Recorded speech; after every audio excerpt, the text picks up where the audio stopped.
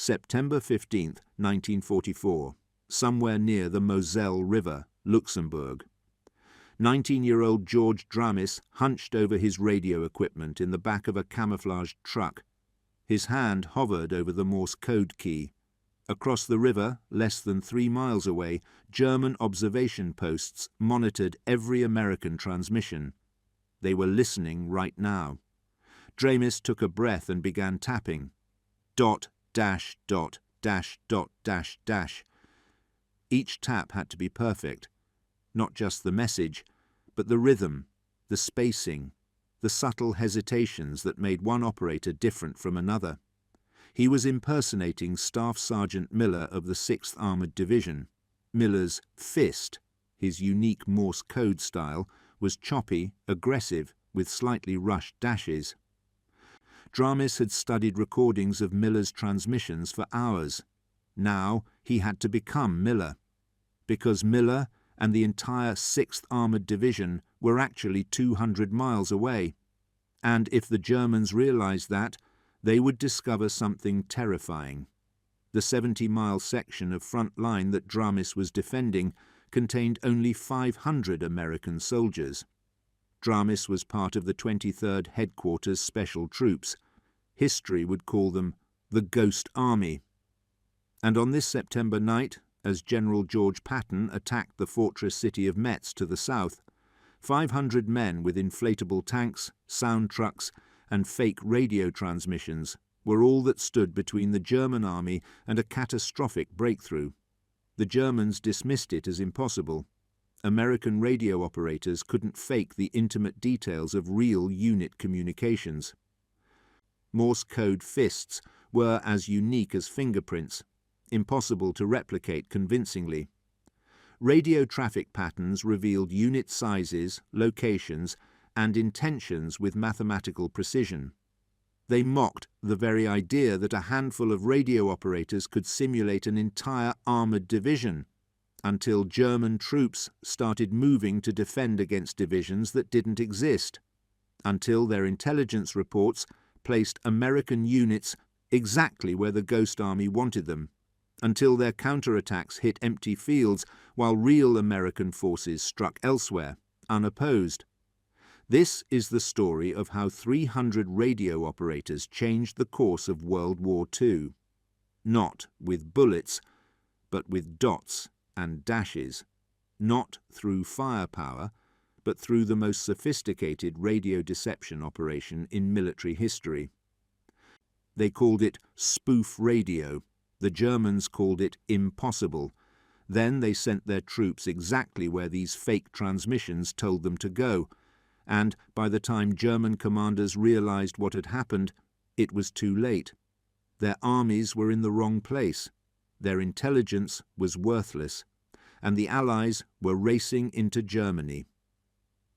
The Signal Company Special operated from a simple premise. German military intelligence derived most of their battlefield information from intercepted radio transmissions. Hundreds of listening posts across the Western Front monitored American communications 24 hours a day. They tracked which units were where, what they were planning, when they would move. Radio intelligence wasn't supplementary, it was primary.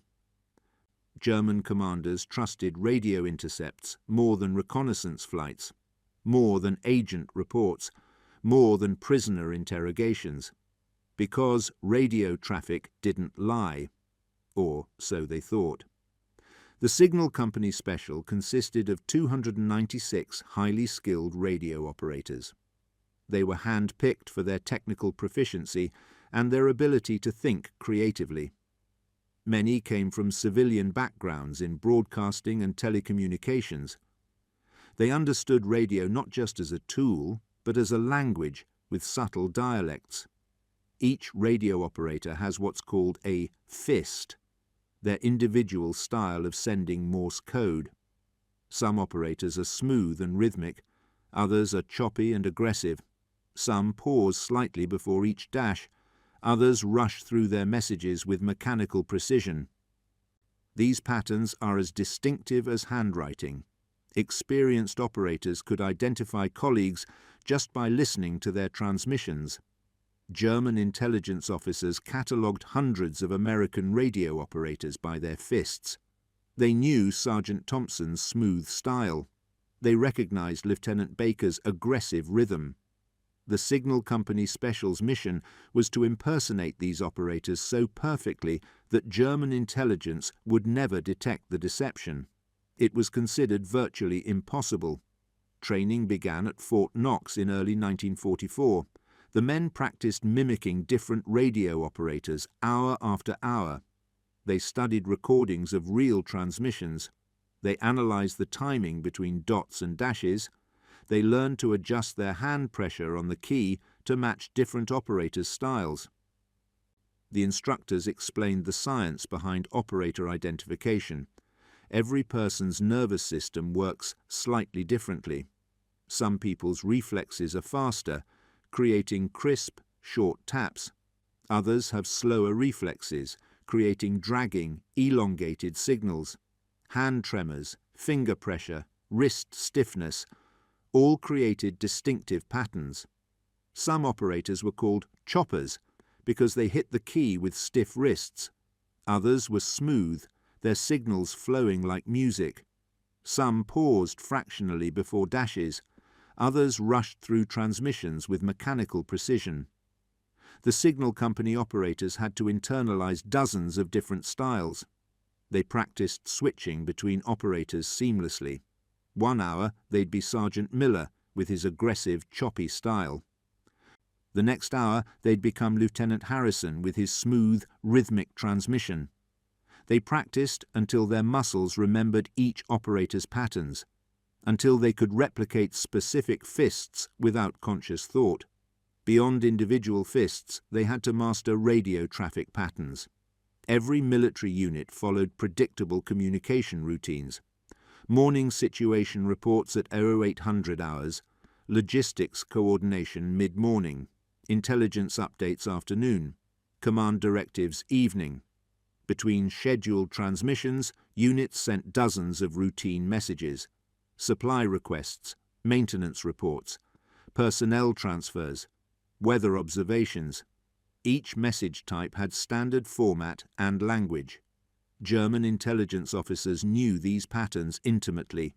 Any deviation would trigger suspicion. The Signal Company studied actual American unit radio logs. They memorized typical message frequency. They learned appropriate response times between transmissions. They understood how different unit types communicated differently. Armored divisions had distinct patterns from infantry divisions. Artillery units communicated differently than engineer battalions. Headquarters traffic looked nothing like frontline company transmissions. The patterns revealed unit identity, location, and operational status. German intelligence built elaborate charts tracking American units through their radio signatures alone. They mapped which frequencies belonged to which units. They tracked when units went silent, indicating movement. They monitored message volume increases, suggesting upcoming operations. The Signal Company had to create phantom networks that mimicked these patterns perfectly. They practiced creating realistic traffic for entire divisions, setting up command nets, battalion nets, and company nets, coordinating timing so multiple fake operators transmitted in logical sequence, creating message content that made tactical sense. If the fake 2nd Battalion reported engaging enemy forces, the fake division headquarters had to acknowledge it. If the fake supply company requested ammunition, the fake logistics officer had to respond. Every transmission had to fit into a coherent operational picture. They also learned German radio procedures and monitoring techniques. Understanding how the enemy listened helped them know what to fake. They studied German intelligence reports captured from prisoner documents. They learned which details mattered most to enemy analysts. German radio intelligence focused on several key indicators: message frequency and timing, transmission locations tracked through direction finding, operator identification through fist recognition, message content analysis for operational information. Radio procedure compliance. Disciplined units followed strict protocols. The signal company had to excel in all these areas simultaneously. They learned radio direction finding countermeasures, how to position transmitters to create false location impressions, how to coordinate multiple transmitters to simulate unit dispersion, how to adjust transmission power to create distance illusions. They practiced operational security appropriate for different situations. Combat units maintained strict radio discipline, short, coded messages. Rear area units were chattier, longer, more detailed transmissions. Headquarters used elaborate authentication procedures. Forward observers had urgent, abbreviated communication styles. The training was relentless and exhausting. 16-hour days of radio practice. Exams where instructors tried to catch inconsistencies. Exercises where operators impersonated specific units under time pressure. But by May 1944, the signal company special was ready. They could create radio signatures for any American unit. They could maintain deceptions for hours, days, or weeks. They could coordinate with visual and sonic deception for maximum effect.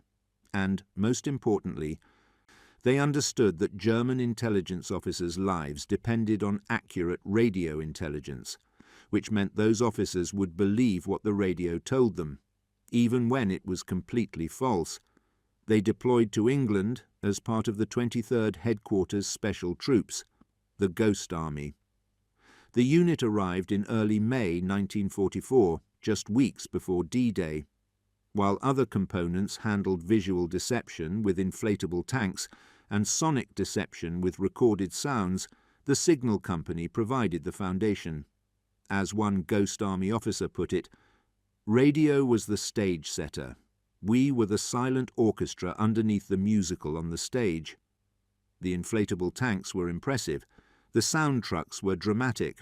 But radio deception made German intelligence believe what they were seeing and hearing. Without radio traffic, dummy tanks were just rubber decoys. German intelligence would wonder why a division wasn't transmitting, why headquarters wasn't coordinating with battalions, why logistics wasn't requesting supplies. Radio silence from a supposedly active unit would expose the deception immediately. The signal company created the invisible infrastructure of military presence. They painted pictures in German intelligence officers' minds, pictures built from dots and dashes, message patterns, and operator signatures. Before D-Day, the Ghost Army participated in Operation Fortitude, the massive deception campaign convincing Germans the invasion would hit Pas-de-Calais instead of Normandy. The signal company helped create radio traffic for the fictional 1st U.S. Army Group. They simulated an entire phantom army commanded by General George Patton. German intelligence intercepted thousands of fake transmissions. They tracked the phantom army's preparations. They estimated its strength and composition. They predicted its invasion timing and objectives, all based on radio traffic the signal company created. When D-Day came on June 6, 1944, German commanders kept divisions at Pas-de-Calais, waiting for the fake army that existed only on radio frequencies. Those divisions weren't at Normandy defending the actual invasion beaches. On June 12, 1944, 6 days after D-Day, the Ghost Army received its first mission in France. The signal company began creating a phantom radio network for the 2nd Armoured Division. The real division was preparing for operations elsewhere. The fake network kept German intelligence tracking a unit that had already moved. The operation lasted 48 hours. Signal company operators transmitted situation reports, logistics requests, reconnaissance summaries, everything a stationary armoured division would normally send. Meanwhile, the real 2nd Armoured was moving into positions 70 miles away, in complete radio silence. When they attacked, German forces were completely surprised. Intelligence had reported the 2nd Armoured nowhere near the battle area. The deception worked perfectly. German intelligence reports placed the 2nd Armoured exactly where the fake transmissions indicated. When the division attacked from an unexpected location days later, German forces were completely surprised. German commanders demanded to know how Allied intelligence had been compromised. They never suspected their own radio intelligence was being systematically deceived.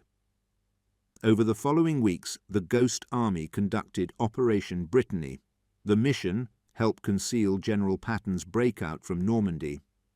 While real armoured divisions raced east toward Paris, the Ghost Army simulated their presence near the port of Brest. The Signal Company created elaborate radio networks, tank battalions conducting reconnaissance, infantry regiments preparing defensive positions, artillery batteries coordinating fire missions, sonic trucks played sounds of tanks manoeuvring, inflatable dummies filled fields. But the radio traffic made it all believable. German forces defending Brest believed they faced a major American assault. They concentrated troops and artillery. They prepared for siege warfare. Meanwhile, Patton's real forces were 200 miles away, smashing German armies across France. After Brest fell in September, captured German officers told interrogators they had believed the 6th Armoured Division was part of the attacking force. The 6th Armoured had never been anywhere near Brest, but the Signal Company's radio deception had placed them there in German intelligence reports. This became the pattern for every Ghost Army operation. Visual and sonic deception grabbed attention. Radio deception made it believable. Radio provided the narrative that made sense of what Germans saw and heard. Between June 1944 and March 1945, the Signal Company participated in more than 20 large-scale deceptions. Some lasted 48 hours. Others stretched across weeks. One nearly cost them everything. Operation Bettemburg began on September 14, 1944. General Patton's Third Army was attacking the fortress city of Metz. To concentrate forces for the assault, Patton pulled divisions from other sectors. This created a catastrophic vulnerability. A 70-mile gap opened in the Third Army's northern flank. Only one squadron from the 3rd Cavalry, about 500 men, held this entire section. If German forces discovered the weakness and counterattacked, they could cut behind Patton's army and cripple the entire advance. The Ghost Army was ordered to plug the hole. Their mission: impersonate 8,000 men of the 6th Armoured Division with only 500 soldiers. Make German intelligence believe a powerful armoured force defended this section, and do it immediately, with German observation posts watching from across the Moselle River. The challenge was unprecedented.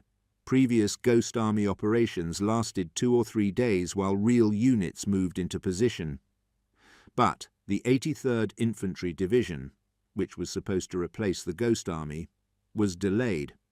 The deception had to be maintained indefinitely.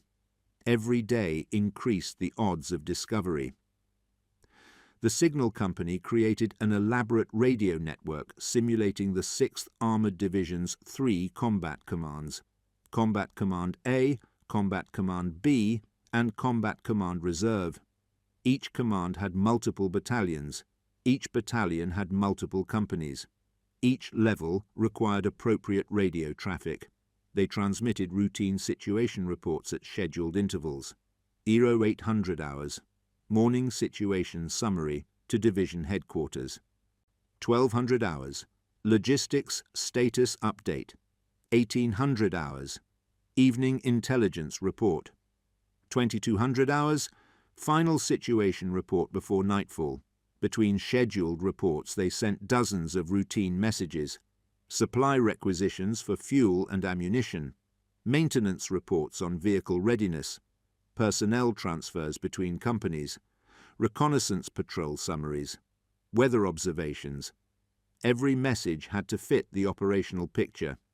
If Combat Command A reported engaging enemy patrols at a specific location, other transmissions had to acknowledge and respond to that contact.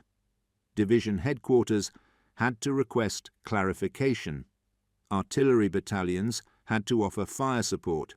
Adjacent units had to adjust their positions accordingly. George Dramis, the 19-year-old operator, worked 12-hour shifts impersonating different operators. 1 hour, he was Sergeant Miller from Combat Command A. Next hour, Corporal Johnson from the 44th Armoured Infantry Battalion. Then Lieutenant Davidson from Division Artillery. Each operator required a different fist, different message style, different tactical perspective. Dramis transmitted messages about promotions that never happened. Corporal Henderson promoted to Sergeant effective 16th of September. He acknowledged orders from commanders who weren't there. Roger, Division. Combat Command A will maintain current positions through 1800 hours. He maintained radio discipline consistent with a real armoured division's procedures. The Germans were listening to every transmission. Their direction-finding equipment tracked transmission locations. Their analysts catalogued message frequency and content. Their intelligence officers built detailed pictures of American dispositions. One mistake, one inconsistency, could reveal the deception. If Sergeant Miller's fist suddenly changed, German analysts would notice. If Combat Command A reported being in 2 places simultaneously, they would investigate. If message timing deviated from standard procedures, they would grow suspicious. The signal company operators maintained perfect discipline. They followed strict schedules. They never broke character. They coordinated every transmission with other operators to maintain logical consistency. Meanwhile, other Ghost Army components supported the radio illusion. The 603rd Camouflage Engineers inflated 23 rubber tanks. Not hundreds, just 23.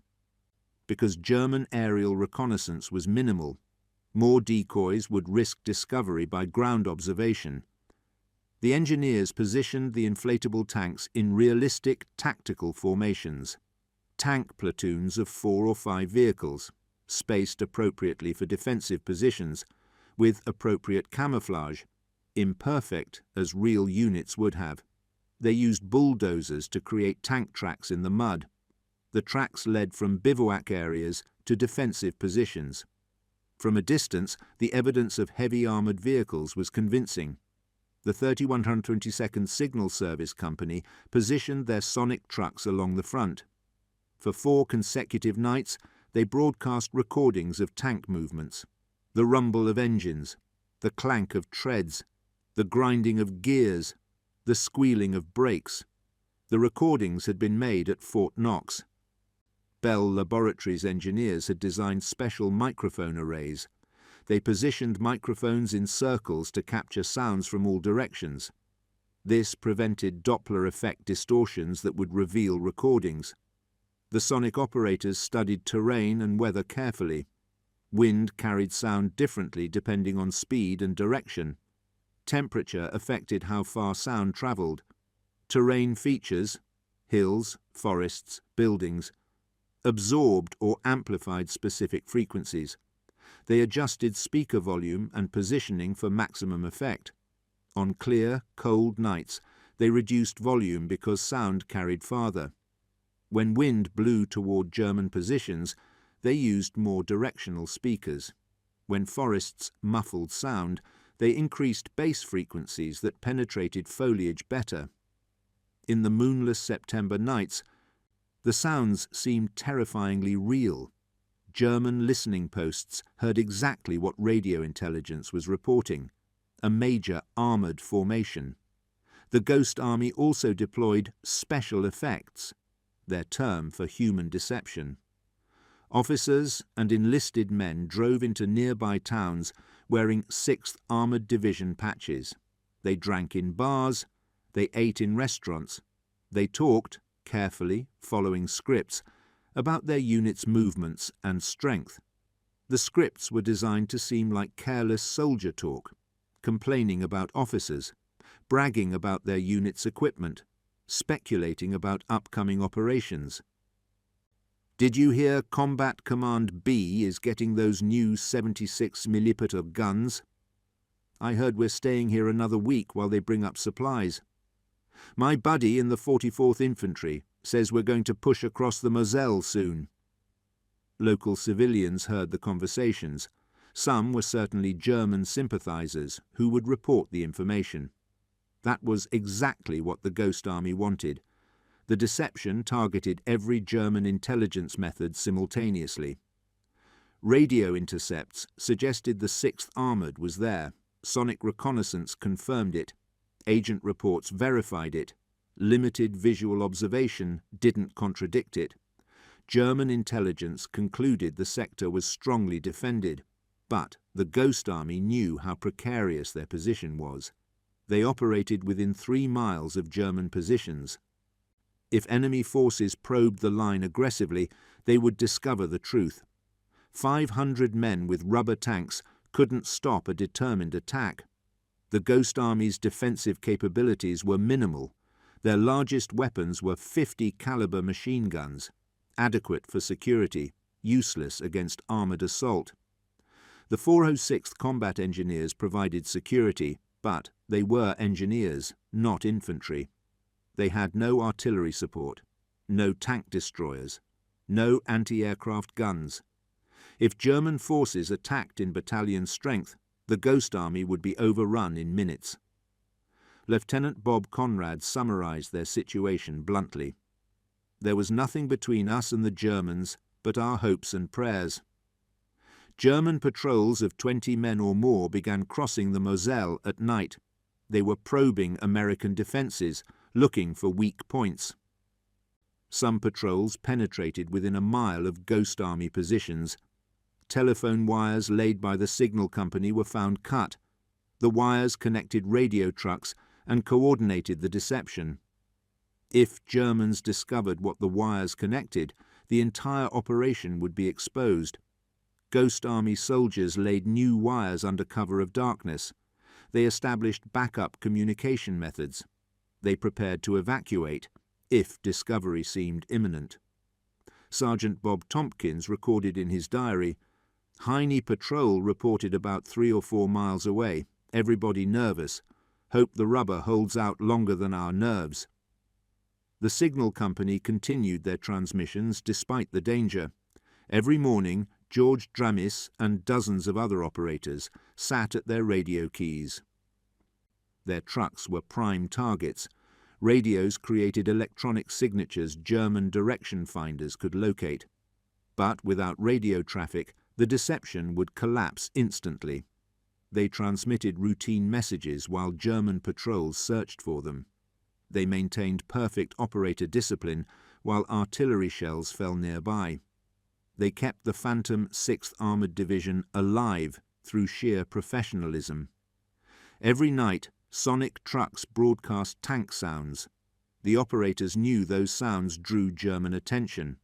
They knew enemy artillery would target the sound sources.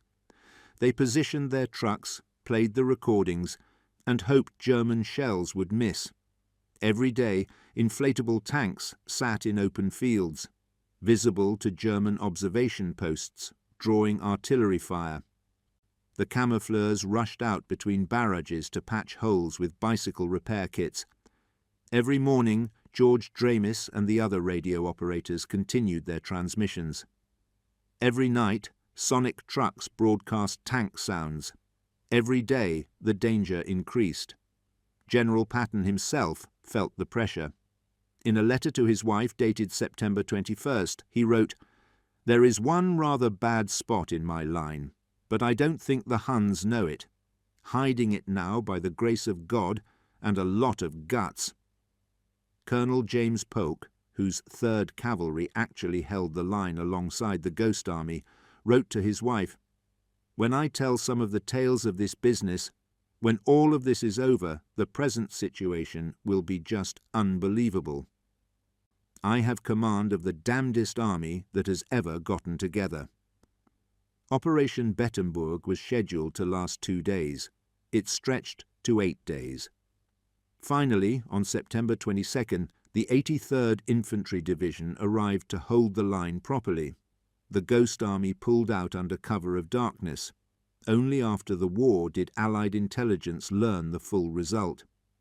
Captured German officers reported that their intelligence had placed the 6th Armoured Division exactly where the Ghost Army portrayed it.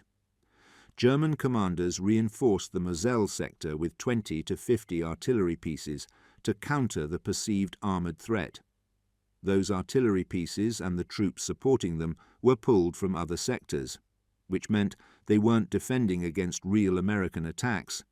The deception worked perfectly. And the signal company's radio transmissions had been the foundation of that success. But Operation Bettembourg was just preparation. The Ghost Army's greatest challenge was still ahead. March 1945, the Rhine River. After 9 months of fighting across France and Belgium, the Allies stood at Germany's western border. The Rhine River was the last major natural barrier protecting the German homeland. Crossing it would be extraordinarily dangerous. German forces expected the attack. They fortified both banks. Artillery positions covered every likely crossing point. Infantry divisions waited to counterattack any bridgehead. The US 9th Army planned to cross near Wesel, but German intelligence had to believe the crossing would happen elsewhere. The 9th Army called on the Ghost Army. Operation Viersen was the 23rd Headquarters Special Troops' final and greatest deception. The mission: simulate 2 entire infantry divisions preparing to cross the Rhine 10 miles south of the actual crossing point. Draw German forces away from the real attack. 2 divisions equaled approximately 40,000 men. The Ghost Army had 100 soldiers. The Signal Company Special would have to create radio networks for the phantom 30th and 79th Infantry Divisions, so convincing that German intelligence would never suspect the deception. 2 complete division networks with all subordinate units. Each division had 3 infantry regiments. Each regiment had 3 battalions. Each battalion had 4 rifle companies, plus support companies, plus division artillery, engineers, medical, supply, and headquarters elements. Dozens of separate radio operators, all requiring coordination, hundreds of daily transmissions, thousands of individual messages over the week-long operation, all perfectly consistent with 2 divisions preparing for the most dangerous operation in the European war. They had 1 week. The operation began March 18, 1945. The Signal Company established command nets, battalion nets, and company nets for both fake divisions. They positioned radio trucks in assembly areas where real divisions would gather before an attack. They began transmitting exactly the kind of traffic that preceded major operations. The first day focused on administrative traffic, personnel transfers as divisions brought units to full strength, equipment requisitions for river crossing operations, ammunition stockpiling, particularly for suppressing defensive positions, medical unit positioning near expected casualty clearing stations. The messages painted a picture of methodical preparation. Day 2. Intelligence traffic increased. Reconnaissance patrols reporting on German defensive positions. Aerial photograph analysis of enemy fortifications. Engineer reports on river currents, water depth, bank conditions. Artillery observers identifying target coordinates. The messages suggested divisions conducting detailed pre-attack reconnaissance. Day 3, logistics traffic dominated. Bridge construction materials arriving. Assault boats being distributed to infantry companies. Life preservers and water crossing equipment issued. Heavy equipment bringing forward bridging materials. The messages indicated imminent operations. Day 4, operational coordination intensified. artillery units registering fire missions, infantry companies conducting rehearsals, engineer battalions pre-positioning bridging equipment, medical companies establishing forward aid stations. The tempo increased steadily, exactly as it would before actual attack. Day 5 and 6, the radio traffic reached maximum intensity. Final coordination between infantry and artillery, last-minute intelligence updates, attack time confirmations, fire support coordination. German intelligence monitoring this traffic knew exactly what it meant. Attack was imminent, probably within 48 hours. Meanwhile, the real 30th and 79th Divisions were assembling 10 miles north in complete radio silence. No transmissions. No communications that German direction finders could track, nothing that would reveal their actual positions. The contrast was stark and intentional. The Ghost Army's phantom divisions were loud, obvious, impossible to miss. The real divisions were invisible, silent, undetectable. German intelligence did exactly what American planners wanted. They tracked the noisy phantom divisions. They ignored the silent real divisions. The visual and sonic components supported the radio deception with unprecedented scale. The 603rd Camouflage engineers inflated more than 600 rubber tanks, trucks, and artillery pieces, the largest deployment of dummy equipment in Ghost Army history. The equipment was positioned in elaborate assembly areas, tank platoons organized in attack formations, artillery batteries positioned for fire support, truck convoys simulating supply operations, command posts with appropriate antenna arrays. From the air, it looked exactly like two divisions preparing for combat. German reconnaissance flights photographed the positions repeatedly.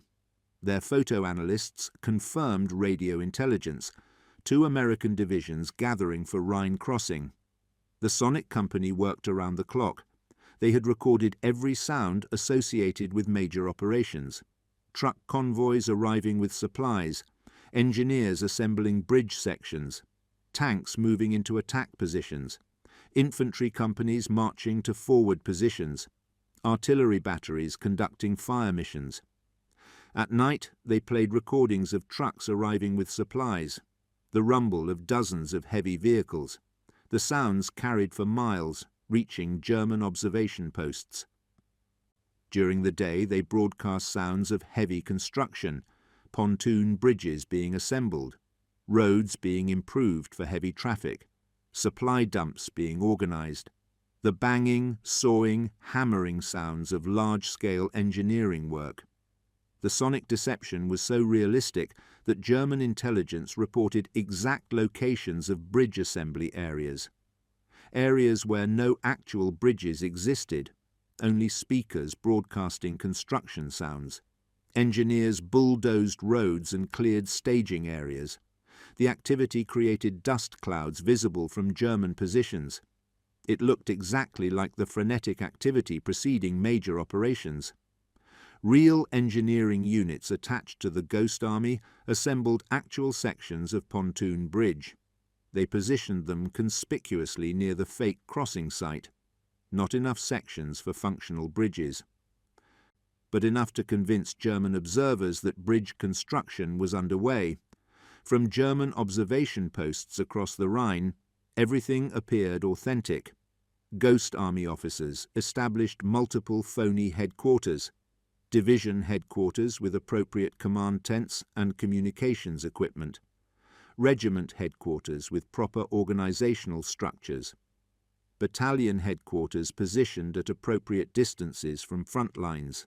They staffed the headquarters with personnel impersonating colonels, majors, captains. Officers wore appropriate rank insignia. They moved between headquarters sites in jeeps marked with division insignia. They created visible command structures that German observers would recognize. The special effects component went into towns near the Rhine wearing 30th and 79th Division patches. Not just a few soldiers, dozens of them over several days. They filled restaurants and bars. They visited shops. They attended church services. They made themselves conspicuous. They talked, loudly, as soldiers do, about the upcoming crossing. They speculated about when it would happen. "I heard we go across on the 24th. "No, the 23rd. My sergeant said so." They complained about the difficulty of river crossings. "My buddy was at Remagen. He said river crossings are hell." "At least we're not going first. Those engineers have the worst job." German intelligence operatives recorded every conversation. Their reports confirmed what radio traffic and aerial reconnaissance indicated: major American attack imminent at this location. At night, the Ghost Army used flash canisters, artillery shell casings filled with black powder, to simulate artillery fire. They positioned the canisters near dummy artillery pieces. They synchronized the flashes with real artillery firing from nearby positions. Telephone wires connected real artillery units with Ghost Army positions. When real batteries fired, Ghost Army personnel detonated flash canisters simultaneously.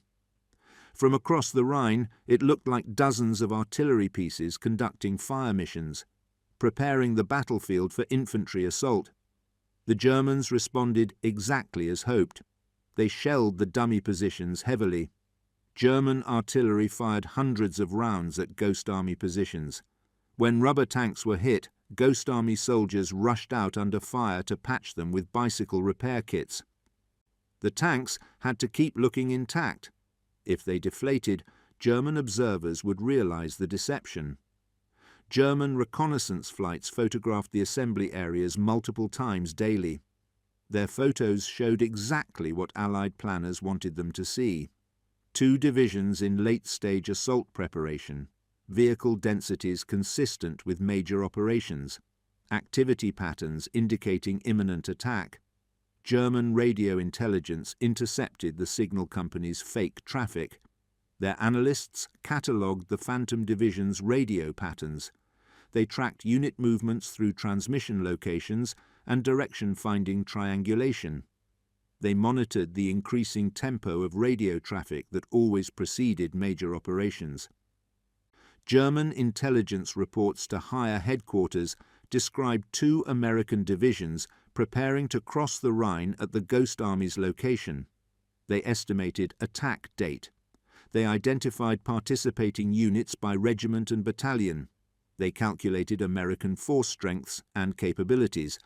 They assessed probable attack objectives. Every assessment was based on perfect intelligence, intelligence that was completely false.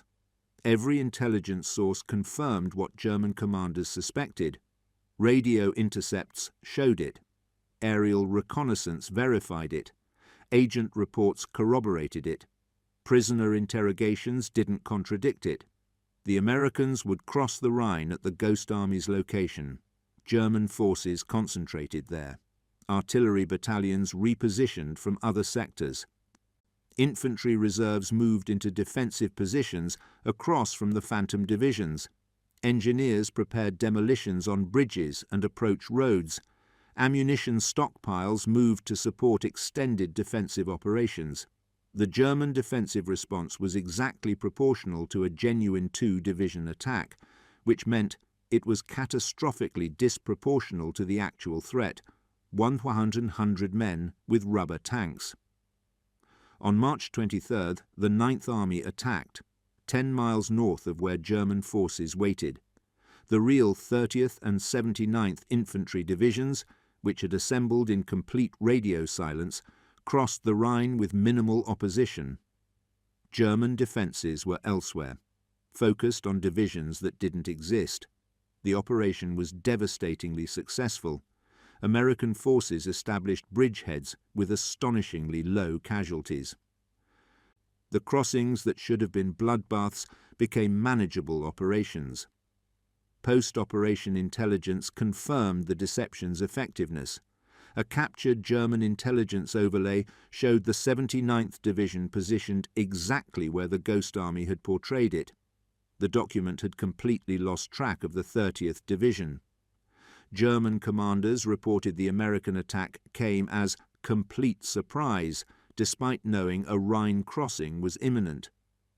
The G2 intelligence officer from the 9th Army stated that Germans expected the main Allied effort north of Wesel, with minor crossing opposite Krefeld, exactly opposite of reality. The signal company special's radio deception had been so convincing that it overrode German commanders' tactical judgment. They believed radio intelligence over their own operational assessments. Operation Viersen saved thousands of American lives. Military analysts estimated between 15,000 and 30,000 casualties were prevented by Ghost Army deceptions throughout the war. Operation Viersen alone accounted for a substantial portion. The success vindicated everything the signal company had trained to do: perfect radio procedure, authentic traffic patterns, convincing operator impersonation.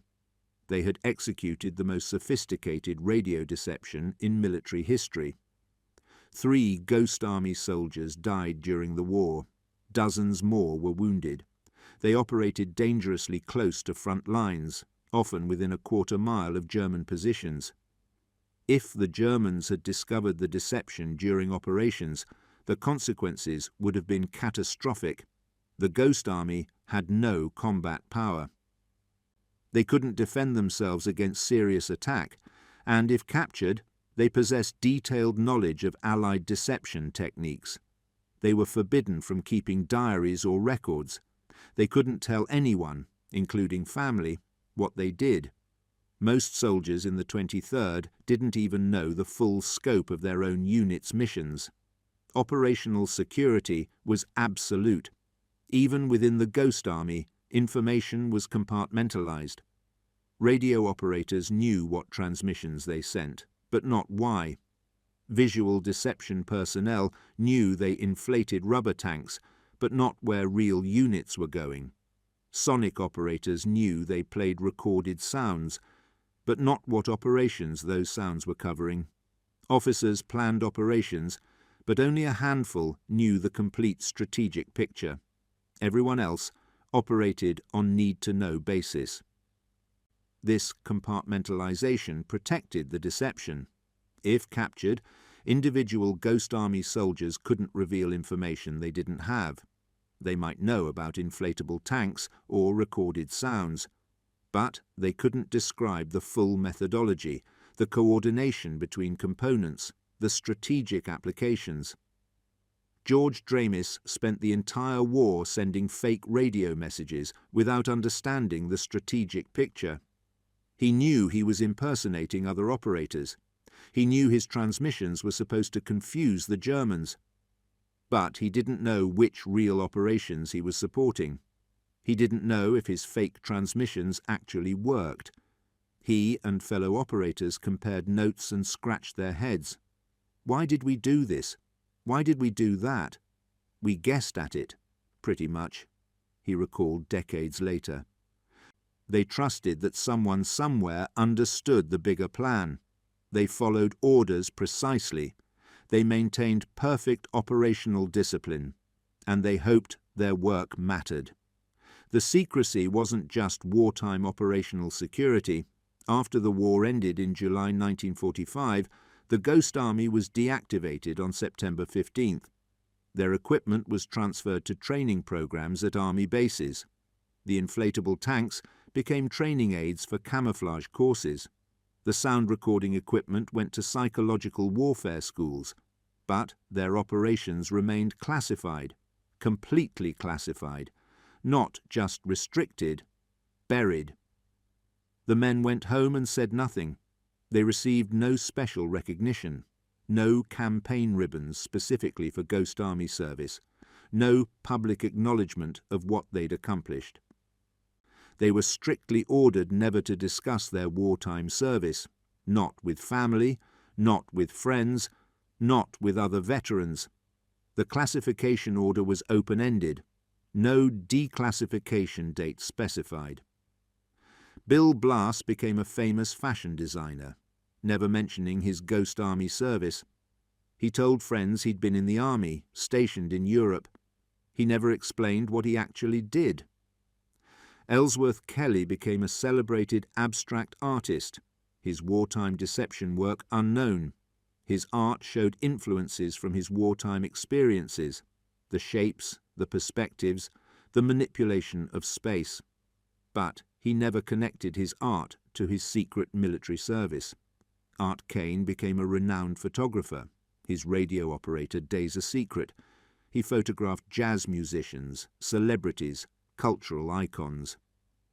His eye for composition was legendary. His wartime work creating visual deceptions remained hidden. Hundreds of Ghost Army veterans built successful post-war careers. Architects who had designed fake headquarters, actors who had impersonated generals, engineers who had calculated sonic propagation, radio operators who had mastered the art of deception, all silent about their wartime contributions. Some tried to tell their stories and were reminded that classification remained in effect. Some hinted at unusual wartime experiences but couldn't provide details. Most simply stayed silent, following orders even decades after the war ended. Wives didn't know. Children didn't know. Grandchildren didn't know. Many Ghost Army veterans died without ever telling anyone what they'd done. They went to their graves carrying secrets that no one would ever hear. For 50 years, the Ghost Army's story remained classified. While other World War II deception operations became known, the Ghost Army stayed hidden. British operations like Operation Mincemeat, the famous Man Who Never Was, were declassified in the 1950s. Books were written. Movies were made. The British double-cross system became legendary. American wartime deception efforts in other theatres were gradually revealed. MacArthur's operations in the Pacific, intelligence operations against Japan, strategic bombing deceptions. But the Ghost Army remained classified. The Cold War had begun. American military planners believed similar deception units might be needed against Soviet forces. They didn't want potential enemies studying Ghost Army techniques. Soviet intelligence was highly sophisticated. If they understood how the Ghost Army had deceived German intelligence, they could develop countermeasures. They could train their intelligence officers to detect similar deceptions. They could build procedures to verify radio intelligence more rigorously.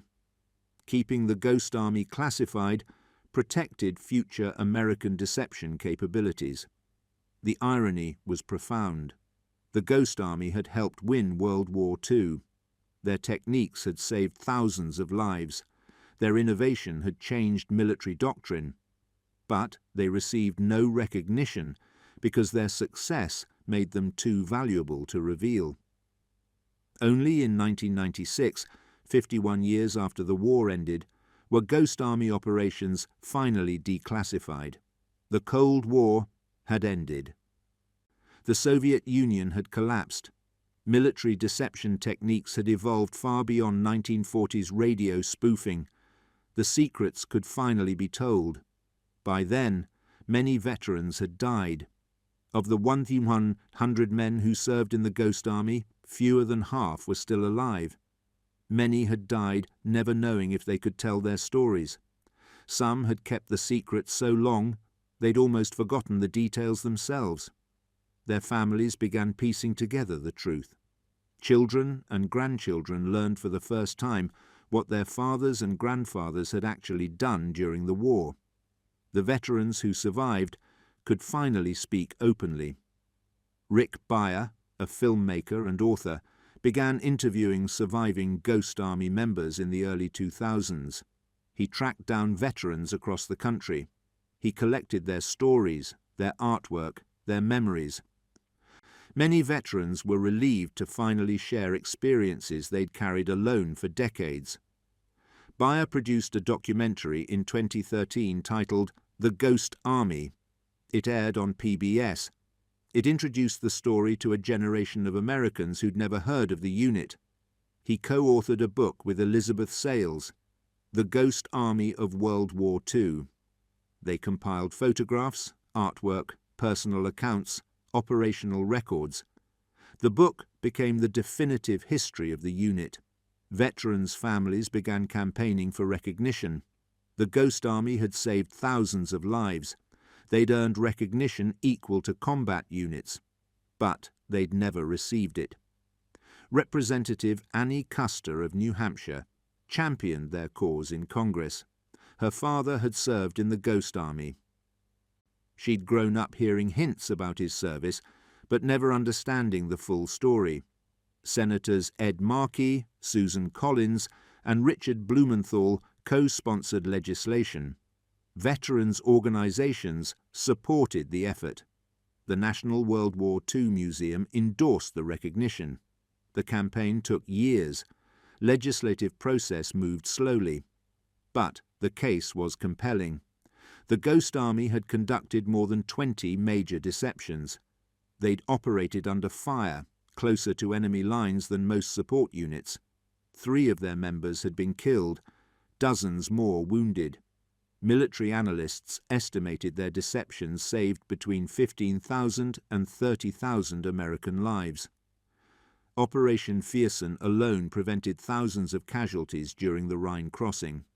Operation Bettemburg held Patton's line and prevented a potential German breakthrough.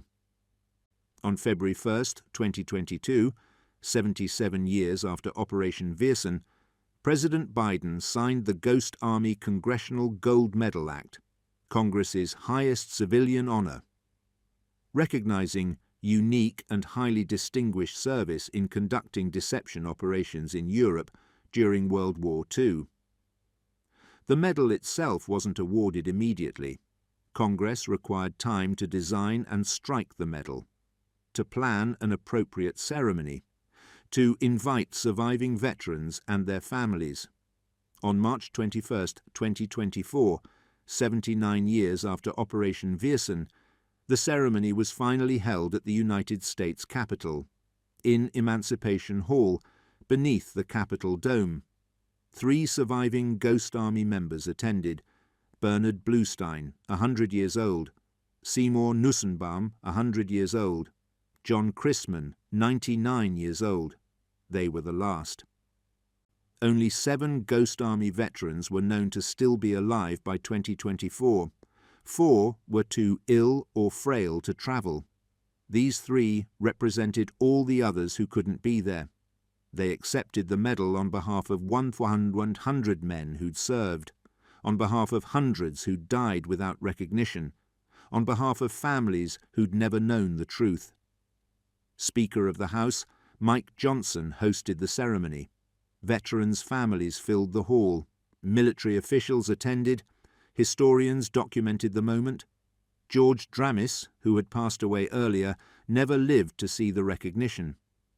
But his daughter attended the ceremony. She learned details of her father's service he'd never been able to share. She understood finally why he'd been so private about his wartime experiences. The Ghost Army's techniques influenced modern military doctrine profoundly.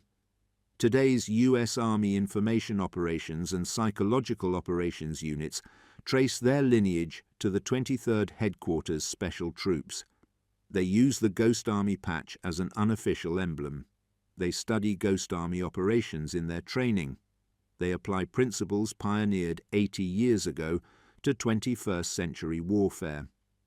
Modern electronic warfare incorporates radio deception principles the Signal Company pioneered, spoofing enemy communications, impersonating radio operators through digital means, creating phantom force signatures with sophisticated electronics. The technology has evolved from hand keys and vacuum tubes to computers and satellites, but the underlying principles remain unchanged. Make the enemy see what you want them to see. Make them hear what you want them to hear.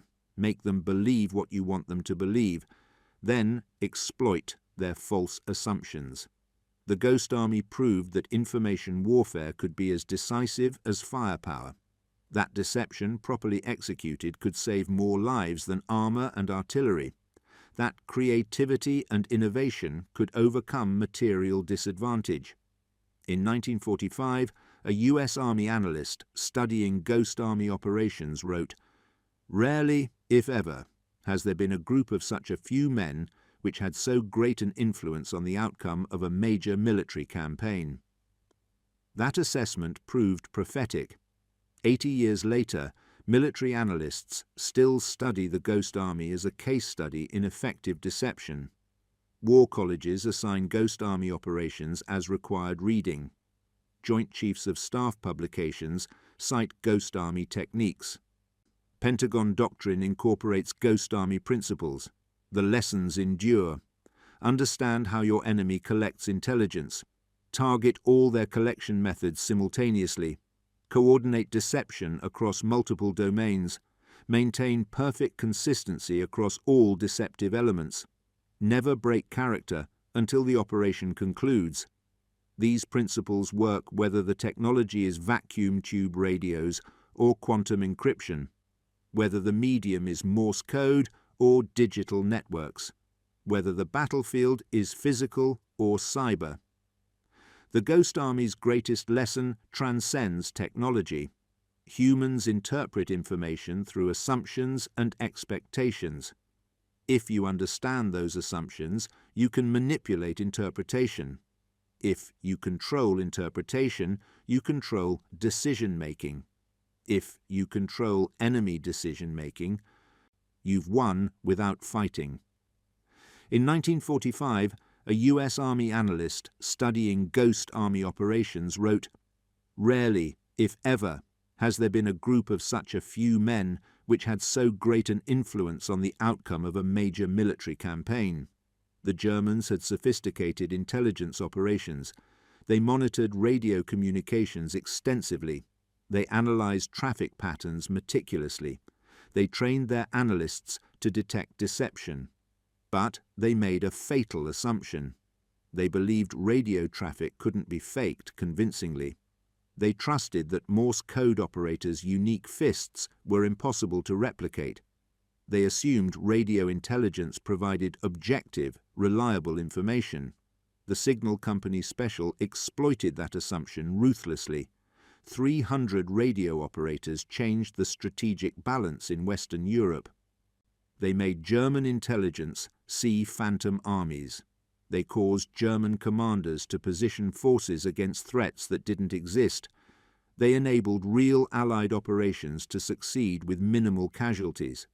They did it with dots and dashes, with hand keys and wire recorders, with patient practice and creative thinking. German commanders mocked the possibility. They dismissed American radio deception as crude and ineffective.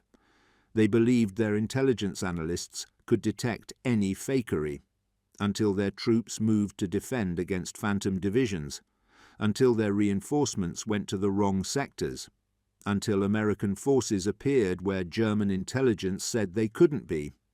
By the time